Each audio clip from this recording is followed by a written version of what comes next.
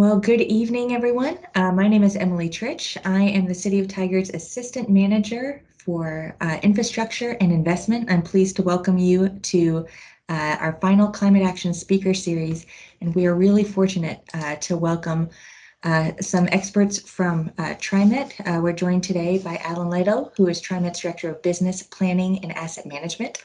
He also coordinates Trimet's sustainability team and was lead author on Trimet's Climate Action Plan. As a teen, he discovered the freedom of moving around cities on transit and now works to bring that freedom and opportunity to many others across the region. We're also joined by Fiona Lyon, who's a design manager with Trimet, and her background is in public service and urban design, helping her to plan, design, and manage transit-oriented development opportunities for the agency and to pursue through strategic public, private, and community partnerships. So before we kick it off, I just want to make a quick plug for the City of Tigard in the interest of pursuing bold climate actions is really looking to engage our partners across the region to move the needle on climate mitigation and emissions reduction. We are looking for our partners. We're looking to help make regional change, and who better than our regional transit agency to help us set a good foundation. So as I say, we're really fortunate to welcome these two to provide some of their experience and learning from Trimet. And if you're with us live and you have questions, feel free to pop them in the chat or raise your hand, and I'll leave it to our presenters how they want to handle those. But I will hand it off to them once I share the slide deck. Okay.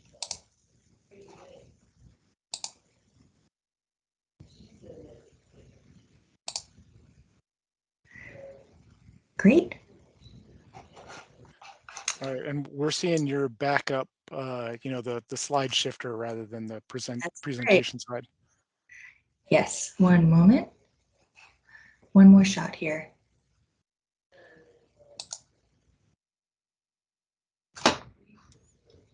Okay. There we go. Thank you for your patience. All right. Well, thank you very much, Emily. We're happy to be here. You introduced us, so I'll just say I'm Alan, and Fiona and I will be switching off during this presentation. I think we are happy to take any questions that might come up while we're talking, but happy to have a discussion at the end too if we're quick enough with our presentation. What we want to talk about, obviously, is Trimet and climate action, and we really have a few things to talk about, both in terms of the service that we provide and the projects that we build and how that helps other people reduce their climate footprint and improve the long-term outlook for our climate. But also just a little bit about what we've done recently with our own climate action plan to reduce our own emissions during operations. So we'll talk through all of that, plus what we do to help support transit-oriented development, and you'll hear more about that from Fiona. So yeah, there we go. So I'll give a brief overview of Trimet. We'll talk about the planning and regional vision and how we support it. We'll talk about transit-oriented development, the kinds of infrastructure that we're working on, our climate action, and then, as I said, happy to have a discussion at the end. Next. And then the next one. So a lot of slides here, but I'm going to go through it pretty quickly just to give you a sense. Trimet is in about the 29th largest US metro area is the Portland, Vancouver metro area, but we're 16th in transit ridership and 9th in ridership per capita. So we sort of box above our weight class in terms of generating ridership compared to the size of the city and what you might expect. Now, these numbers are all pre-pandemic and a couple of years before that. But the trend has been fairly similar across the country. So we think that it's still somewhere in that region. We're still generating a lot of ridership compared to the number of people who live here. Next. And our system, of course, spans the region, spans our district. We've got the little blow up here for the Tigard area, but we've got light rail, WES, and bus covering the region with fixed route. And we also have paratransit that is available for people who can't ride fixed route for whatever reason. They're living with disabilities of some sort that does not allow them to ride a standard fixed route bus. Next. Of the fixed route buses that we have something like 80 lines, 14 of them are frequent service, and all 5 of our max lines are frequent service. And by that, we mean they run at least every 15 minutes throughout the day, 7 days a week. So if you walk out at most times during the day, within the next 15 minutes, another bus is coming. And that is frequent enough that you can build a lifestyle around it. You don't necessarily always have to check the schedule. And so this is where we see development happening. This is where we see people who want to ride and rely on transit moving to these areas. And so part of our goal is to provide more of this service in the areas where communities want to see the most growth. Next. We have other services, including West Commuter Rail that has a station in Tigard. Next. I already mentioned Lyft Paratransit. This is for people who living with disabilities for whatever reason who can't ride on the standard fixed route. We have these services throughout the region. And then next. We also partner with some community groups to provide local transit circulation to get connections to our fixed route transit. Next. And we also recognize that there are a lot of other mobility options out there, especially these days. And we, of course, are providing the core of bus and rail and paratransit service, but with our service and with our customer information, we provide links to other kinds of mobility. So you can park and ride to a bus or a rail, or you can connect to an Uber or Lyft, or you can bike and ride, or you can walk to a station. All these things are opportunities within the region to move around without needing to use a car. Next. And transit, of course, is important for a number of reasons, including access and mobility. So we get people to jobs and employment and schools and medical appointments and parks and just general fun things to do, meeting their needs, visiting family, whatever else.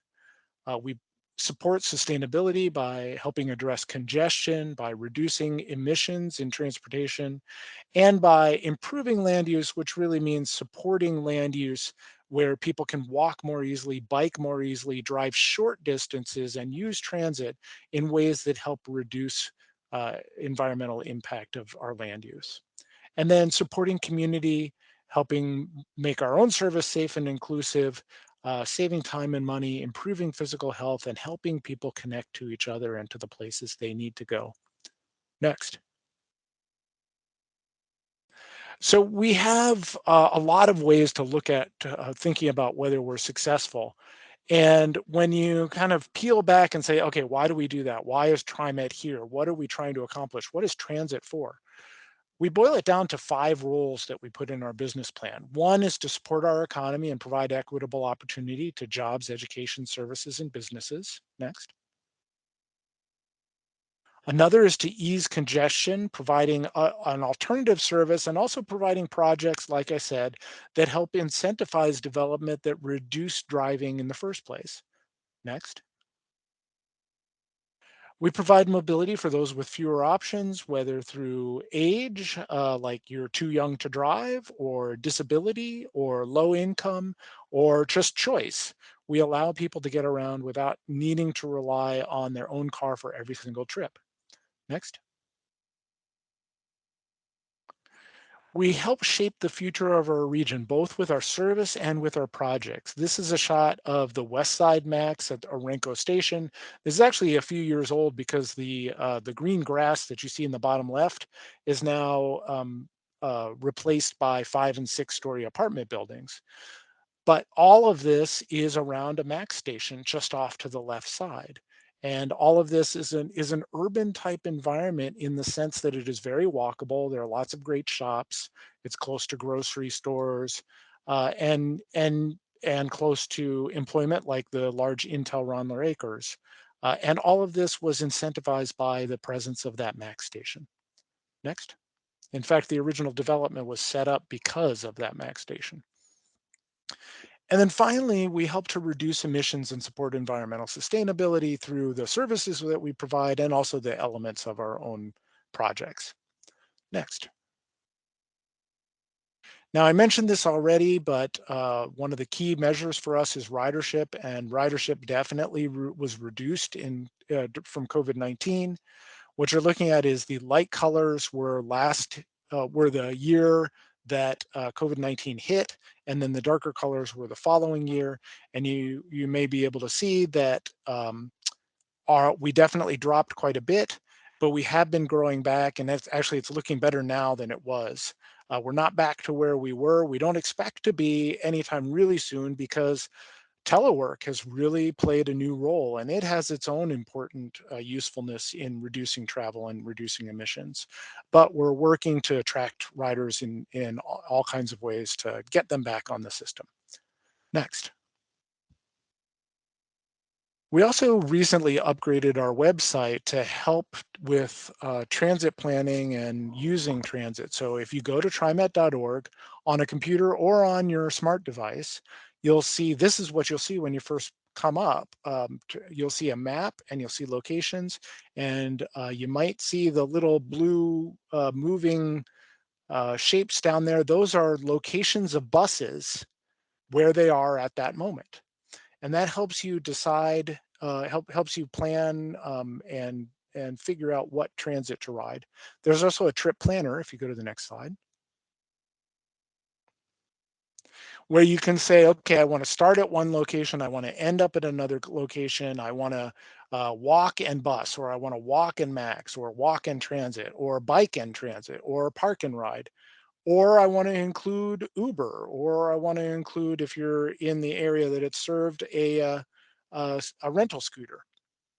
So we just happened to pick a trip along Pacific Highway in Tigard here to from downtown to the Bi-Mart, and you can see it's giving you a route and a walking distance to get there, and that'll show up on a computer, but also on your phone. So all you have to do on your phone or device is go to trimet.org, and you can find a transit planner that gives you not only transit plans, but those other options as well.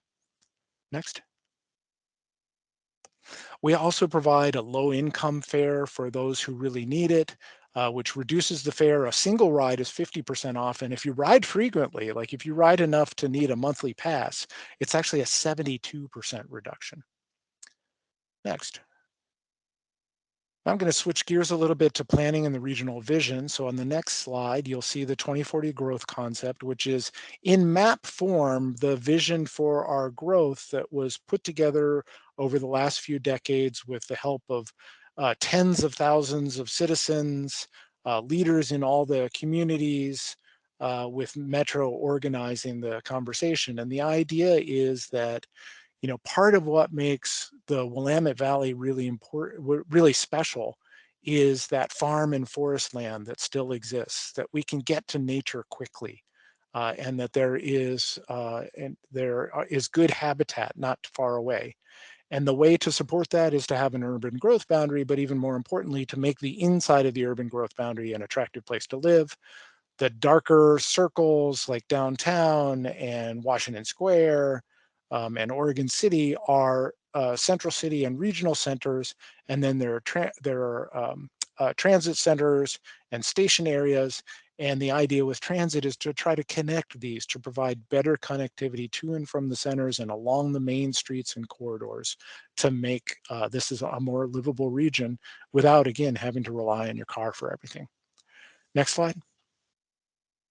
So transit has always shaped development. If you go back more than 100 years, the trolley cars in Portland were along particular streets, and those trolley cars led to development. And even now, more than 100 years later, some of the best main streets in Portland, the walkable main streets with great living and shopping and connectivity and walking opportunities, are places that originally had streetcar and are that way because of the streetcar. Next. And so part of what we think about when we're building light rail infrastructure and streetcar is in the new modern streetcar is, well, how can we support that kind of development in places where it's wanted in the future? And we think we've had good success when we take a look at all the housing development, for example, that has happened in the region. And you look at the station areas, that is the area, the amount of land that is within an easy walk of a max station. That's about 6% of the land total available in the district, and yet 39% of the housing units built in the district were built in those station areas. So we're attracting a lot of development in places that make it more sustainable and easier to walk and easier to get to transit. Next. And we're always trying to support the plan for regional growth, and there's a lot of people coming, a lot of growth happening. And I think it's really important for us to say it's not that planners love growth. It's that we don't really have a choice. We're in America. You can't build a wall and stop people from moving here. Growth is going to happen one way or another. The choice we can make is whether we want to help make that growth sustainable and more comfortable for everybody who's here and for people who are moving here. And transit is a part of that. Next. So this is actually connecting back to the urban growth boundary. This is part of why it works. We've got the development that supports people and places and connections on the right side, and then things that are still essentially farmland on the left side. And that does not happen in most cities around the region. You have to go a lot farther out past sort of leapfrog suburban developments before you can get to any of that. Next. So public transportation transit is part of the climate solution just by providing service. Even when we're running standard diesel buses, we are still reducing travel, reducing traffic, reducing emissions. And the long-term land use benefits of people being able to live somewhere they don't have to drive as much are even greater. It's something like a 6-to-1 relationship of the long-term effects of benefits from riding transit and the attractiveness of transit compared to one day's worth of ridership. Next. And so one of the things we think about is how do we support more of that? And there's a constant trade-off in transit. And this graphic kind of shows the two extremes of the options. The reality is always somewhere in between, but being aware of these really helps in designing a system. So the middle where we're showing a thick lines with lots of buses, that is two frequent service, very frequent services serving the highest density corridors in a make-believe city here. On the right side, there are buses scattered all over in a dozen different lines, and they're kind of serving everywhere, getting the maximum coverage, but it doesn't get the maximum ridership. So if we're looking for the most ridership, frequency attracts ridership. And we want to put the frequency in the places where there are the most people and the most trips. But we also have, those 5 roles I talked about. We also have roles of just connecting people, even if it's not super frequent and there aren't a whole lot of people. So we need to mix in some coverage as well. And this just helps you think about those sort of polar opposites and how we mix the two. Next. And then how transit works. Transit is great no matter what, I think. But imagine a bus stop that's in the middle of a farm field. There's nobody to ride it, and we're not going to be able to run a bus there very often. A bus that's on a downtown street, there's a lot of people, there's a lot of jobs, there's a lot of access to it, but there are a lot of other things come to it. So you want to be having places where there are a number of people and jobs within easy walking distance. That is transit supportive. Street layouts where there are lots of connections, relatively small blocks, so that it's easy to walk around and get to the next bus stop. And a mix of uses. If it's just housing, then people are mostly going to be commuting. If it's a mix of housing and services and retail and jobs, they're going to be doing all kinds of things. The pedestrian environment, it's important to have decent sidewalks and reasonable traffic speeds and good lighting and good street amenities and well-marked intersections with safe crossings to be able to get to and from transit. And the site design, which is one of the keys about those old transit streetcar corridors I talked about, having buildings where it's easy to get to the sidewalk, where you don't have to sort of leap over a bunch of cars in a parking lot to even get to the sidewalk to find the bus stop, is really transit supportive and therefore supports mobility for lots and lots of different people, not just those who have cars. And then super abundant and free parking all over the place doesn't really support transit. That doesn't mean you have to charge for parking, but if you're more mindful about where it is and how easy it is to get to and whatnot, that's very supportive of transit. Next. And this is just a graphic of the region of an analysis that was done a few years back of where neighborhoods that are most transit supportive. And there's a nice blob of the darker colored areas are places with the greater mix of uses and more connectivity. And there's a nice blob around the Tigard area and some other places in the west side as well. And especially along the light rail and some of the frequent service bus lines. Next. So at Trimet, we really try to be a ladder to opportunity by providing access to job centers, educational institutions, community services, all of that, and by incentivizing development of more of those nearby. Like the picture on the top is a picture of the PCC campus at 185th Max station, where they put that location so that they would be more accessible to transit and we'd be able to get their students there easier. Next.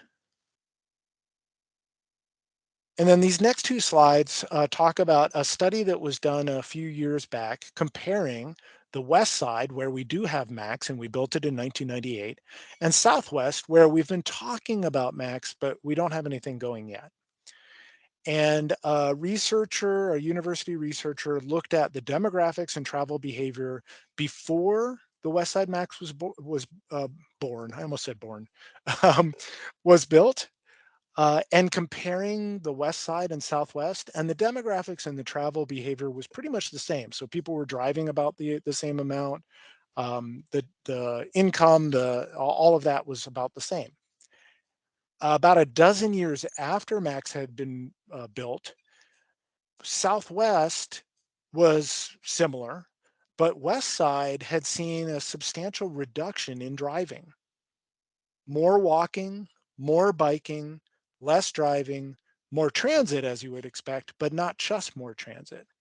And so we ended up seeing, for every mile that somebody was riding Max, we saw a total of more than 3 miles in reduced driving. So there's a great sort of synergistic effect, and that was only after 12 or 13 years. Then the second slide, if you go to that one, just shows an example of, on the left, that's downtown Tigard. And on the right, that is Orenco Station, which is the station I showed you a picture of earlier. It's roughly the same area. One has a Max station in the middle, one has a freeway entrance in the middle. And I think since that picture was taken, we might have had one more building built in Tigard, but there's some more opportunity to have more development happen there in a way that is walkable and supportive of this lower impact lifestyle. Next, and I think with this, I'm going to hand it over to Fiona. Perfect. Thank you, Alan. Can everyone hear me? Yeah. Yeah. So I was hoping, Alan teed it up perfectly for, what the role of transit-oriented development is in relation to climate action and Trimet's role in that. Next. So really, yeah, we're just talking about better land use adjacent to our transit investments. Really, it gives us more ridership. It's a cleaner mode of transit than other choices. Every trip we take on transit takes a car off the road, reduces those greenhouse gases. And we know, transit costs are rising for most households. I think the last time I looked, it was about $5,000 a year to own a car. So we think we're a pretty competitive alternative to that.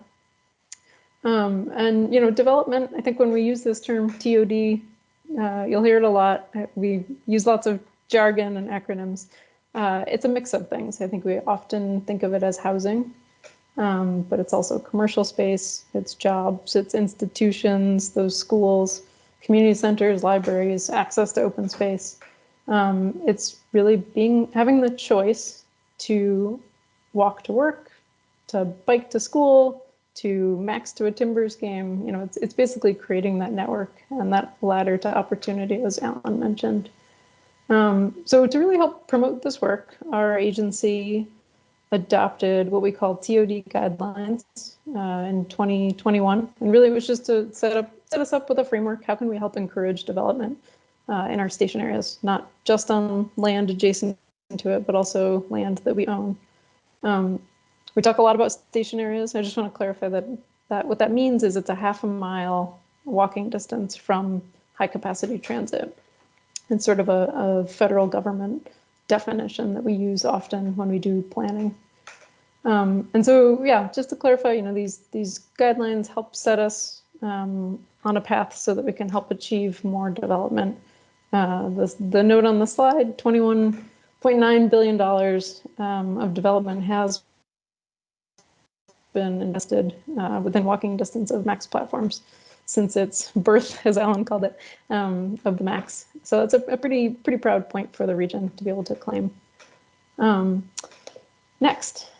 So yeah, thinking about this, one of the things that Trimet and other transit agencies across the region think about is really,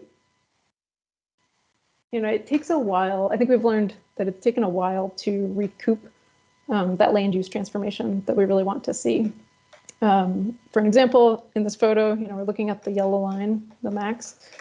It opened in 2004, and almost 20 years later, we can see here at the intersection of Killingsworth and Interstate, it's been a slow response to that transit investment. There is some slow, you can see in the background, there's a 6-story building that's gone up, transit adjacent. And there is, actually I should note, a development permit for the site just on the left side of the screen. So it's slowly getting there, but I think really we're coming around to the term transit investments it's a long-term investment, as Alan mentioned, with the streetcars. We're seeing the development benefits of investments made many, many decades ago. So it's a long game. I think we've learned with a series of lots of big transit investments that we want to be really careful not to gentrify the populations and the communities that live adjacent to these transit investments. We want to make sure they're around to really benefit from that investment for the long term, whether they live there, they work there, they own a business there. So for anyone who was part of the Southwest Corridor planning project, that had a really unique new process. It was called SWEDS, Southwest Equitable Development Strategy. It was a big effort. It's still underway, actually, to really ensure that those key communities are prepared for these investments and that we really do prevent any negative impacts that can follow development. One more thing is just that we know that sometimes city codes need to flex in order to really kind of maximize the benefit of these large transit investments. So thinking about just future projects that we invest in, thinking about how we might upzone or shape zoning in a particular way to really capture that full benefit of land use. Next. So I love this image. It was something that we created for a recent project we were working on. And it just kind of captures the sum of parts. I think a lot of times we think about transit investments and we just think so linear, it's light rail or it's a bus line or it's new buses. But I think what this really shows is that there's just this huge aggregation of other components that really do help build not just transit-oriented development or site, but really a full community, thinking about all the different modes of circulation. The hierarchy on the left side shows, PEDs, bicycles, public transit, freight. There's just so many different modes that we need to think about when we're planning our streets, when we're designing intersections, when we're really trying to maximizing corridors and right-of-way and the land adjacent to that for everybody to benefit from. Next slide. So this is another photo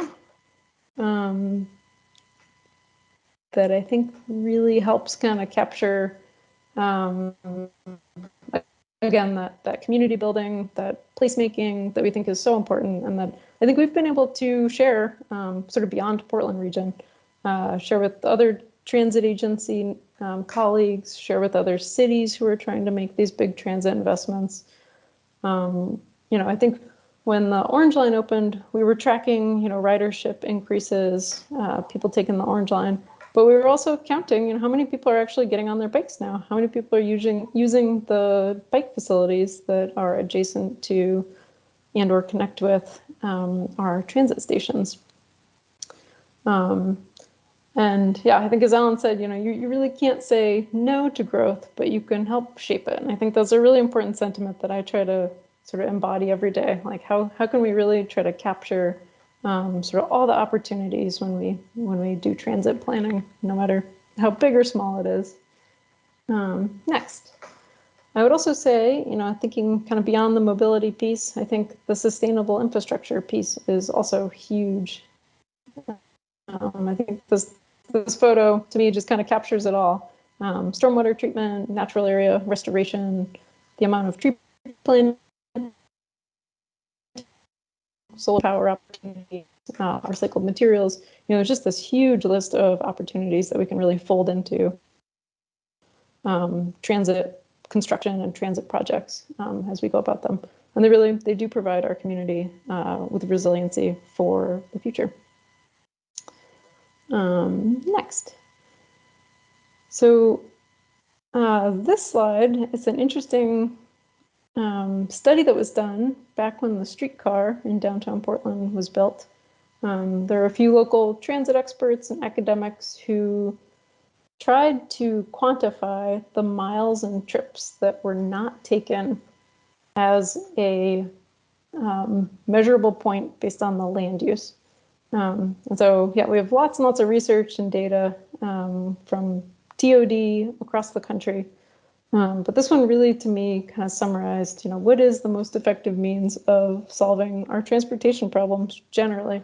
And so much of it is really based on that land use that we're trying to talk about.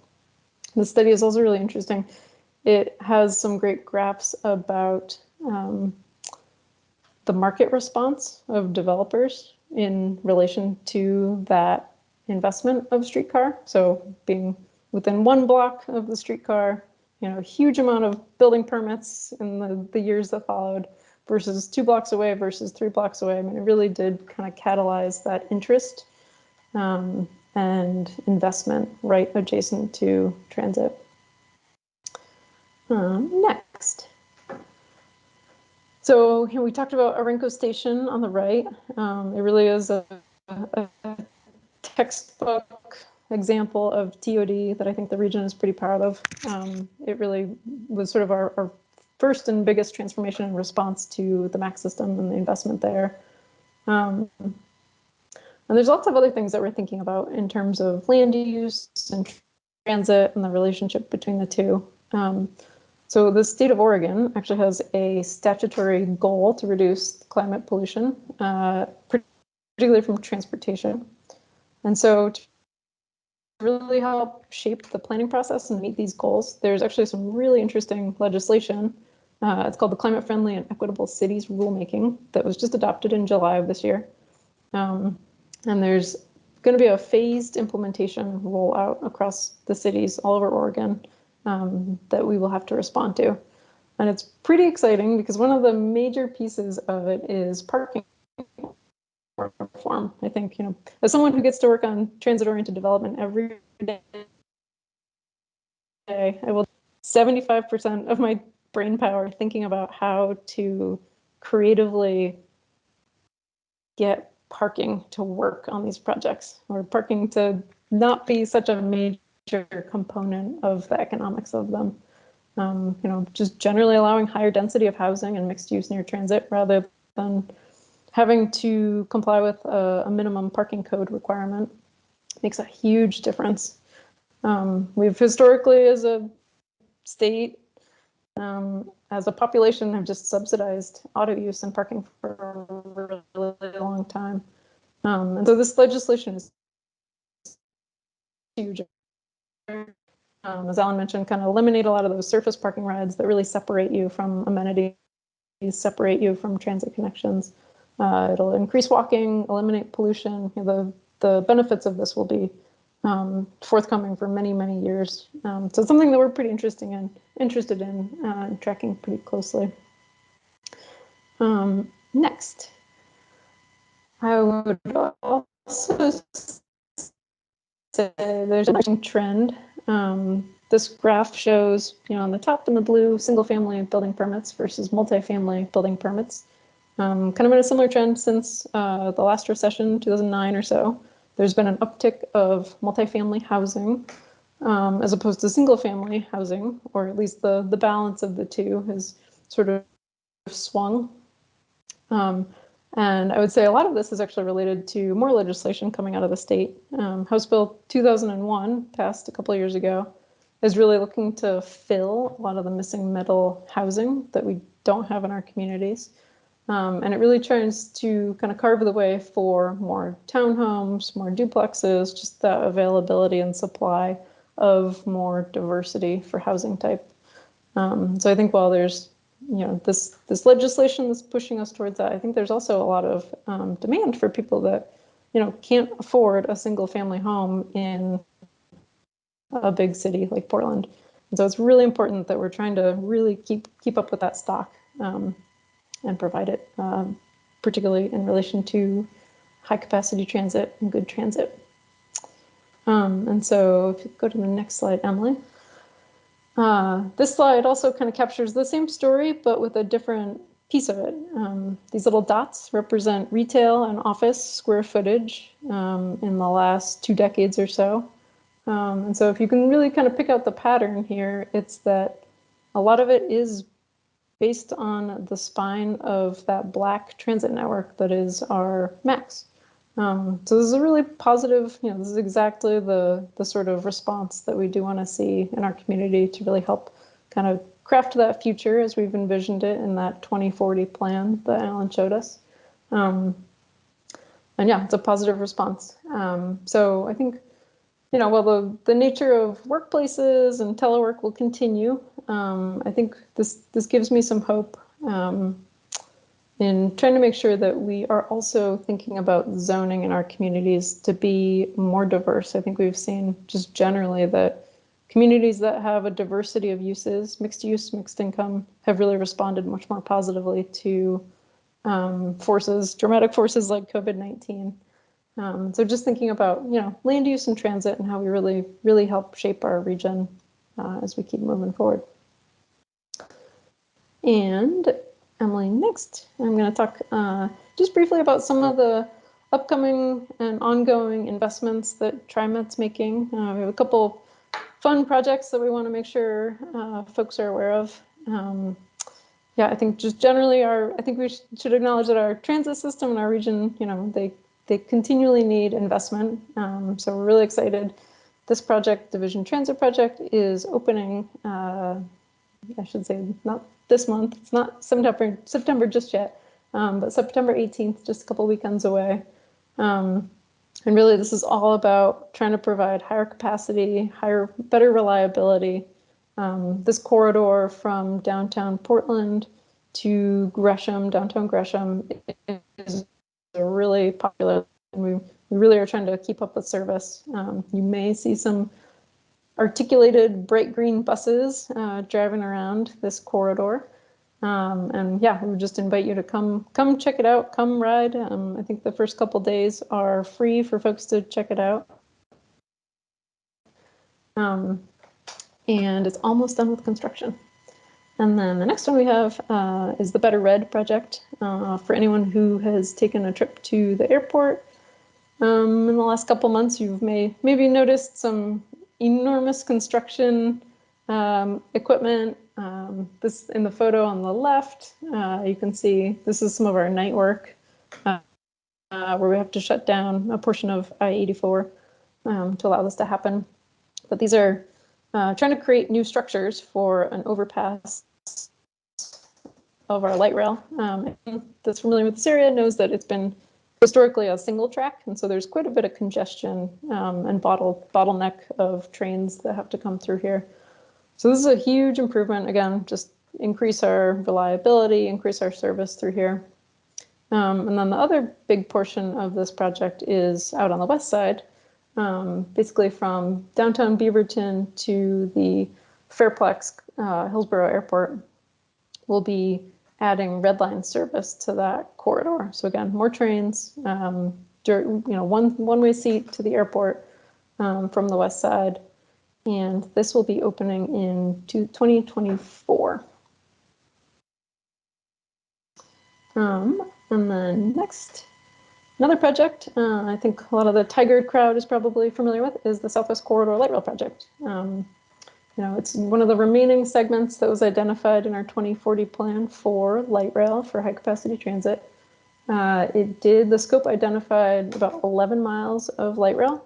And the purpose of it was really just to connect these major job centers between Portland, Tigard, Tualatin, to really give people that option of not having to be stuck in congestion on I-5, but to have that alternative. Kind of similar to the slides we've shown before, there's a pretty big scope of really that community making, trying to add sidewalks, add street lighting for crosswalks, raised protected bike lanes, really trying to link up people with their destinations. And so this project is currently on hold. We are trying to identify a future funding plan to restart it. Our environmental review is complete, and the project design is about 30%. So we're hopeful that this project will find its future soon. And I just kind of wanted to tie this up, talking about major projects, on a hopeful note that Trimet, me and my colleagues are tracking a lot of pretty exciting funding opportunities that are coming out of the federal government, both for very specific TOD type projects, station area planning work, but also improvements to existing transit and new transit. And so, yeah, I would just say, I think, well, we all wished money would fall from the sky. These opportunities do require what we call a local match. And this has really been kind of historically one of Portland's strong points, is really trying to find consensus about what we want to invest in, to identify that local funding so that we can really bring it forward for that match. So yeah, I think there's, still, this is one of many different corridors in the region that really does need improvement and investment for that transit enhancement and those safety improvements. So I think our work is far from done, but I'm staying motivated that there's a lot of really exciting things that are in progress and underway that help us make some pretty critical leaps towards our climate action plans as a region. And I'm going to pass it over to Alan, who's going to talk a little bit more about our specific climate action efforts and our climate action plan. Thanks, Fiona. There's a few more slides here, and we'll kind of bring it on home. Want to talk more about our climate action, but just to reinforce the fact that transportation is a large part of our greenhouse gas emissions in the U.S. And I think we heard from Emily that it's an even higher percentage for the city of Tigard. And so that's something to really pay attention to. And of course, the more walking, the more biking, the more transit there is, that means the lower emissions footprint of the community. Driving alone in a gasoline or diesel engine car is the highest emission way to get around. And if you can walk around by foot, then all you have to do is count your food, and that's it. So There are lots of opportunities to help make it easier to do this. That doesn't mean that, people can't drive ever.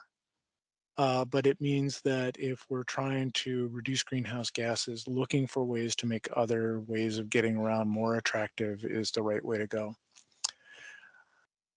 So that's why we've been doing transit-oriented development. That's why we provide service, especially frequent service, to give people alternatives. That's why we develop our projects to support long-term development that reduces emissions.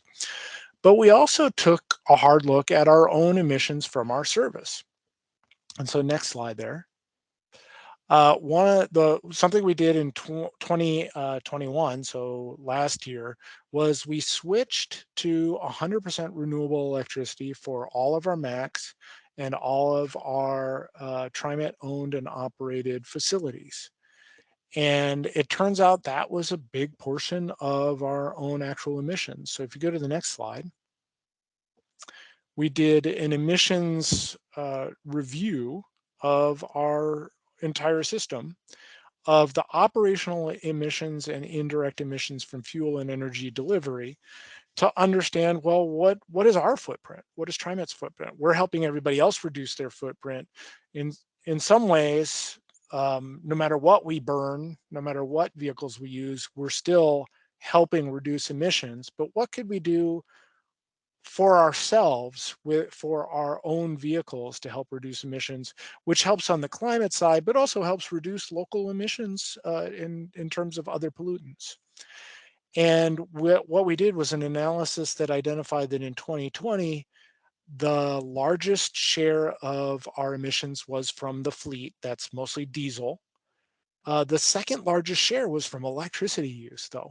And our electricity in this region from PGE and Pacific Power isn't bad, because there's a fair amount of water and wind and solar, but it's not perfect. And there's still a fair amount of petroleum and other sources that feed that electricity. And so we saw an opportunity to buy renewable electricity and get rid of that entire chunk of emissions. And so we went ahead and did that. And then if you go to the next slide, that gave us a lot of momentum. We had done some other small items, but that gave us a lot of momentum to consider other things. So remember, I noted that our fleet emissions from diesel usage are our largest emissions. And we were able to identify a source of renewable diesel, which is a synthetic diesel made from biomaterials. And we made sure that it wasn't from unsustainable palm oil, but it's from agricultural wastes and leftover oils and fats and all kinds of different things. And we have started running that in all of our fixed route buses, in our paratransit, and on WES. And so that dramatically reduced our emissions as well. Just those two things, renewable electricity, renewable diesel, reduced our emissions by almost 70%, which is a huge reduction. The one thing that got bigger, that we're showing in red here, is the upstream energy production. So that is a measure of the greenhouse gas footprint of the production of the fuels and the distribution of it. So you pull petroleum out of the ground, you still got to truck it around, you got to do pipelines, there's equipment, whatnot. That produces some emissions. Well, renewable diesel reduces essentially all of the local emissions, like the nearby emissions, but it has some emissions at the farm and at the factory to make the renewable diesel. So that went up. But overall, our total greenhouse gas emissions dropped by almost 70% in basically 2 years, which we're super proud to be able to say. Next slide. We probably can't burn renewable diesel forever, and it's still burning, so we still get nitrogen oxide compounds and other things that we don't really want. And so we are working towards electrifying our fleet to get battery electric buses. This is the first one we bought in a test fleet of 5. We now have these 5 plus another 5, and then we have 24 on order. The next slide. We also took an older bus, a 60-foot articulated bus, like we don't really run in this region anymore, but we used to, and most other regions our size, in fact, every other region our size runs 60-foot buses. We got a used one and sent it to a company that does conversions and converted it from diesel to battery electric. And so this is the very first, as far as we know, 60-foot bus conversion from diesel to battery electric in North America. And we call it the Desert Rose because we bought the bus used from Phoenix. So it's the desert and it's come in here, so it's a Rose. And we are to the point where we're starting to test it, and we hope to put it in service relatively soon. Next slide. So all those things together in our climate action plan, we identified those alternatives, and we identified some targets to be below baseline by 60% by this year, which we've exceeded, by 70% by 2030, which we hope to exceed as well, and by 2040 to be 90% below baseline. And by that point, we've also said we're going to have a fully zero emission bus fleet, and by 2050 to be net zero. So again, most of the benefit we're providing is in the services and projects we're building and helping other people reduce our emissions, but we're also trying to reduce our own emissions. The next, and I think last content slide, is, and we invite you to check other things out. If you want to plan a trip, all you have to do is go to trimet.org on any smart device, and it will help you do that. If you are interested in helping contribute and being part of the team, we are definitely hiring for all kinds of levels. And that's trimet.org/careers. And getting involved in any of the projects that we might be working on, trimet.org/bettertransit.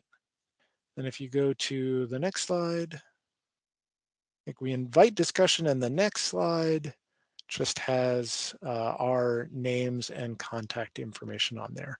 So I hope this has been useful and hopefully educational, and we look forward to seeing if there are any additional questions.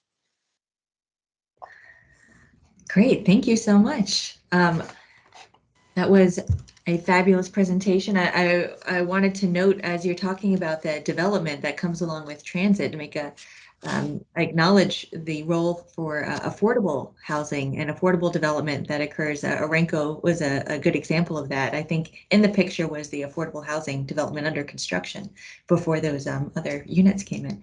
So absolutely, I'm glad you brought that up. Hidden on the slide, I don't think we really talked about it on one of those Todd slides. We were showing transit-oriented development that we've worked on, and most, if not all of them, have affordable units, and many of them have a lot of affordable units, and some of the projects underway right now have hundreds. That's great. Well, I'd love to open it up for any questions, if anyone who's with us has any. I have a question. This is for Fiona, of course. Maybe for Emily's benefit, since she's new here, since Southwest Corridor, how do you think Tiger did in his pursuit of transit-oriented development design in the 3 urban stations that we were looking at 68th, Elmhurst, and downtown? Yeah, or it was. East of Hall. Actually, if we go back to slide 33, it's interesting. Every time I go to the Tiger Triangle, my eyes pop open because I'm like, oh my gosh, there's a new building. Oh my gosh, there's another new building. It feels like mushrooms sprouting up. So yeah, I would say historically we've tried to put the transit in and hope the development comes. And I think what we're seeing in, let's see, the slide 33 or so. I think what we're seeing in Tiger Triangle is, sometimes the development actually comes first and the transit needs to follow. So I think we need to just kind of be flexible about, the sequence and the order of things. But I think having good development is a really great sort of laying the groundwork for that transit to come. There it is. I'm sorry, Fiona, is this There slide? it is. Yeah. Is this the one? Okay. So on the left side, yeah, we're looking at the Tiger Triangle. Yeah. And yeah, I think, you guys can probably speak to it better than I can. But it seems like there's quite a bit of development interest in the Tiger Triangle. And yeah, I don't know, Gary, if you want to talk to sort of the type of development you guys are seeing or the interest, but we're definitely encouraged that the density is coming. Yeah, I think it's great. It's great timing for our city, for the expectations of the transit service. And of course, there's multi-level benefits to it all, which hopefully, Emily, you'll be involved in before too long if that money falls from the sky, as Fiona was indicating. But we're also following the federal funds as well, so let's hope we get a local match and rekindle this. Mm-hmm. I hope And so. Alan, to your point, the gestation period for this project is going to take some time, longer than maybe most. Speaking of birthing segments of the light rail. Fair enough. We are working on the long-term future here. Sustainability means long-term as well. So that's great. Thank you for your presentation. Great. Any other questions or final comments before we close out for the evening?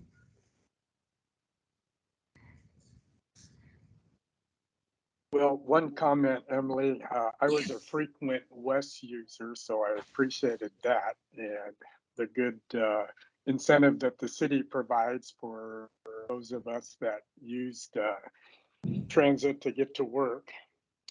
Unfortunately, or fortunately, I moved out to the country and went back to using my vehicle again. But while I used WES, it was a great feature.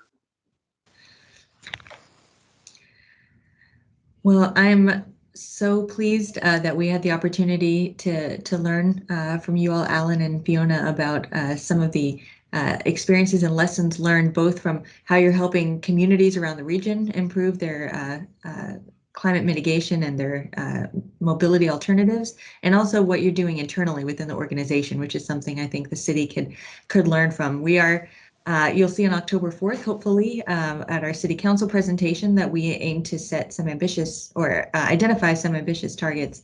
And we do well to follow your model. I think you've demonstrated some great success. So we'll continue to compare notes.